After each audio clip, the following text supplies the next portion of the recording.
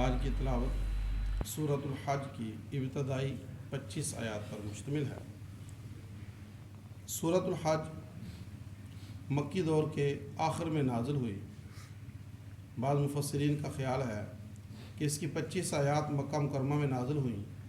اور بقیہ سورت جو ہے وہ مدینہ منورہ میں نازل ہوئی۔ سورۃ الانبیاء کے اندر یہ بیان تھا کہ تمام انبیاء علیہم السلام نے اپنی مشکلات میں، مصائب میں اللہ ہی کو پکارا، اور اس سورۃ الحج میں یہ بیان ہوگا کہ پکارنا بھی اللہ ہی کو ہے اور نظر نیاز بھی اللہ ہی کے نام کی دینی ہے۔ سورۃ الحج کی ابتدا ہوتی ہے، ابتدا میں قیامت کے زلزلے کا ذکر ہے۔ اے لوگو اپنے رب سے ڈرو، بے شک قیامت کا زلزلہ بڑی سخت چیز ہے۔ فرمایا اس دن اس زلزلے کی وجہ سے، قیامت کی ہولناکی کی وجہ سے، ہر دودھ پلانے والی اپنے دودھ پیتے بچے کو بھول جائے گی اور ہر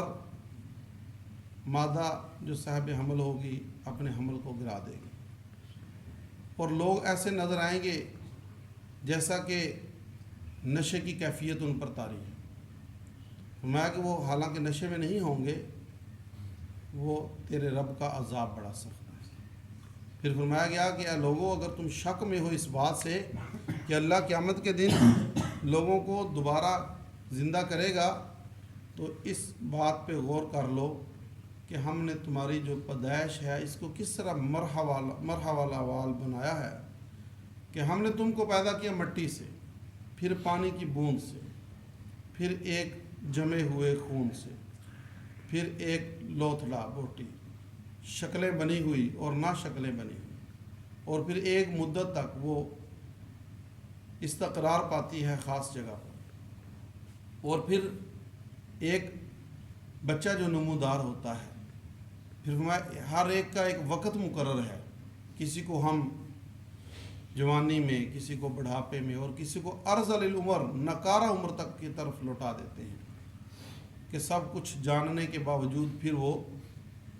سب کچھ بھول جاتا ہے۔ فرمایا یہ ہماری قدرت کی نشانی ہے۔ اور اسی طرح فرمایا زمین جو بنجر ہوتی ہے، خشک ہوتی ہے، ہم آسمان سے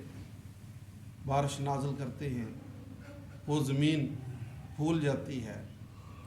تر و تازہ ہو جاتی ہے، اس میں رونق آ جاتی ہے، ہر ایک قسم کے پھل پھول اس سے نکل آتے ہیں۔ فرمایا یہ ہماری قدرت کی نشانی ہے۔ یہ بیان کرنے کے بعد اللہ تعالیٰ نے اس پر 5 چیزوں کو مترفع کیا کہ نمبر 1 یہ اس بات کی نشانی ہے کہ انہ هو الحق، کہ اللہ تعالیٰ جو ہے وہ معبود برحق ہے، وہ صرف اسی کی عبادت کی جائے۔ اور دوسرا فرمایا کہ اللہ تعالیٰ انہ یحیی الموتیٰ، مردوں کو زندہ کرے گا، جیسے اس نے ابتداً انسان کو بنایا کہ وہ کچھ بھی نہیں تھا، جیسے خشک اور بنجر زمین کو اس نے رونق بخش دی، ایسے ہی مردوں کو دوبارہ زندہ کرے۔ اور فرمایا یہ اس بات کی بھی نشانی ہے کہ انہ علی کل شیء قدیر، کہ اللہ تعالیٰ ہر چیز پر قادر ہے۔ اور فرمایا یہ اس چیز کی بھی نشانی ہے کہ بے شک قیامت آنے والی ہے، اور یہ اس چیز کی بھی علامت ہے کہ اللہ تعالیٰ ان لوگوں کو جو قبروں کے اندر مدفون ہیں قیامت کے دن اپنے سامنے لا کھڑا کرے گا۔ اور اس کے بعد فرمایا گیا کہ وہ شخص جو اللہ کے بارے میں جھگڑا کرتا ہے، نہ اس کے پاس کوئی دلیل عقلی ہے، نہ دلیل وحی ہے، نہ دلیل نقلی ہے، کوئی ثبوت اس کے پاس اس بات کا نہیں ہے، لیکن پھر بھی وہ اللہ کے بارے میں جھگڑا کرتا ہے۔ فرمایا کہ کچھ لوگ ایسے ہیں جو شک پر عبادت کرتے ہیں، یعنی اللہ سے مانگتے ہیں لیکن ان کے دل میں شک ہوتا ہے کہ اگر ان کو خیر پہنچے تو مطمئن رہتے ہیں، اور کبھی آزمائش آ جائے تو وہ پھر جاتے ہیں۔ میں ایسا نہیں، بلکہ پورے یقین کے ساتھ اور پوری دل جمی کے ساتھ صرف اللہ ہی سے مانگنا چاہیے، صرف اللہ ہی کی عبادت کرنی چاہیے۔ فرمایا جو اللہ کے سوا کسی اور سے مانگتا ہے ما لا یضرہ و ما لا ینفع، نہ وہ اس کے نقصان کا مالک ہے نہ وہ اس کے نفع کا مالک ہے، یہ تو بڑی گمراہی کی بات ہے۔ فرمایا کہ جو بندہ یہ سمجھتا ہے کہ اللہ اس کی مدد نہیں کرتا، اسے چاہیے کہ ایک خیال کی رسی باندھے، آسمان کی طرف ایک خیال کی رسی تانے، اور یہ غور کرے کہ جو غیر اللہ سے مانگ رہے ہیں کیا ان کے سارے کام ہو جاتے ہیں؟ ظاہر ہے یقینی بات ہے کہ ان کے سارے کام نہیں ہوتے۔ اور پھر یہ غور کرے کہ جو اللہ سے مانگ رہے ہیں کیا ان کے سارے کام رکے ہوئے ہیں؟ یہ بھی بات نہیں ہے۔ فرمایا اسے غور کرنا چاہیے کہ اللہ رب العزت کا یہ ایک نظام ہے، اللہ ہدایت اسے دیتا ہے جو اس سے ہدایت حاصل کرنے کا ارادہ کرتا ہے۔ باقی فرمایا کہ ہر ایک دنیا میں اپنے اپنے اس کے مطابق لگا ہوا ہے، فیصلہ اللہ قیامت کے دن کرے گا کہ کن کے اعمال سچے تھے۔ بے شک ایمان والے اور وہ لوگ جو یہودی ہیں اور وہ لوگ جو صابی ہیں اور وہ لوگ جو نصرانی ہیں، حضرت عیسیٰ علیہ السلام کی امت، حضرت موسیٰ علیہ السلام کی امت، ستارہ پرست اور مجوس آگ پرست، والذین اشرکوا، اور وہ لوگ جو مشرک ہیں بت پرست،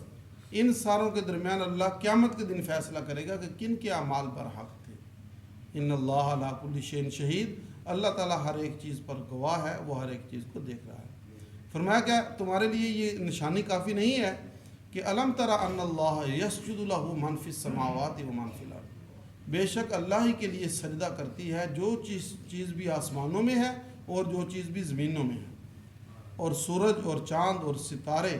اور درخت اور چوپاہے اور بہت سارے انسان۔ جب انسانوں کی باری آئی تو فرمایا بہت سارے انسان،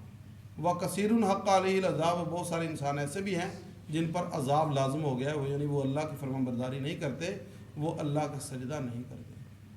فرمایا کہ وَمَن يُهِنِ اللَّهُ فَمَا لَهُ مِن مُكْرِمٍ، بہت سارے انسان اللہ کی فرمان برداری کرنے سے انکار اس لیے کر دیتے ہیں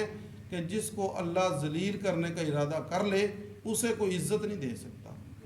ان اللہ یفعل ما یشاء، بے شک اللہ تعالیٰ کرتا ہے جو چاہتا ہے۔ اور فرمایا ایسے لوگ جو اللہ کی فرما برداری سے انکار کرتے ہیں ان کے لیے جہنم میں آگ سے کپڑے کاٹے جائیں گے، جیسے درزی ماپ کے مطابق کپڑے کاٹتا ہے ایسے ہی ان کے لیے کپڑے ہوں گے آگ سے، اور ان کے اوپر کھولتا ہوا پانی ڈالا جائے گا جس سے ان کا چمڑا اور ان کی اندڑیاں جو ہیں وہ گل جائیں گی، اور ان کے لیے ہتھوڑے ہوں گے لوہے سے، اور جب کبھی وہ اس آگ سے نکلنے کا ارادہ کریں گے غم اور پریشانی کی وجہ سے پھر اسی کے اندر لٹا دیے جائیں گے اور کہا جائے گا سخت عذاب چکو۔ اور وہ لوگ جو ایمان لائے اور اچھے اعمال کیے ان کے لیے ایسی باغات ہوں گے کہ جن کے نیچے نیچے سے نہریں بہتی ہوں گی، اور ان کے لیے لباس ہوں گے ریشم سے، اور ان کو کنگن پہنائے جائیں گے موتیوں کے ساتھ جڑے ہوئے، اور ان کے لیے اس کے اندر ہر ایک نعمت ہوگی، اور ان کی ہدوء الی الطیب من القول و ہدوء الی صراط الحمید، رہنمائی کی جائے گی ستھری بات کی طرف، یعنی اللہ کے کلمہ سلامتی کی طرف۔ رب ان کو کہے گا سلام قولا من رب رحیم، اے میرے بندو تم پر میری سلامتی ہو۔ اور اس کے بعد اگلا بیان شروع ہوتا ہے مسجد الحرام کے بارے میں۔ وہ لوگ جو مسجد الحرام سے اور اللہ کے راستے سے روکتے ہیں، حالانکہ مسجد الحرام کو ہم نے بنایا جعلناہ للناس، تمام لوگوں کے لیے، سواء العاکف فیہ والباد، برابر ہے اس میں رہنے والا، اعتکاف کرنے والا اور باہر سے آنے والا، اور جو بھی اس کے بارے میں ظلم کا ارادہ کرے گا ہم اس کو سخت عذاب چکھائیں گے۔ یہ مکی دور کے آخر کے اندر آنے والی آیات ہیں جس کے اندر یہ بھی پتہ چلا کہ وہ لوگ مشرکین مکہ جنہوں نے مسلمانوں کا مکہ مکرمہ میں داخلہ بند کر دیا تھا، انہیں یہ متنبہ کیا جا رہا ہے کہ مسجد الحرام تمہاری جاگیر نہیں ہے،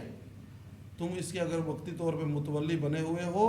تو یہ تمہاری جاگیر نہیں ہے، تو یہ تو تمام کے تمام انسانوں کے لیے اللہ تعالیٰ نے بنائی ہے۔ اللہ تعالیٰ سے دعا ہے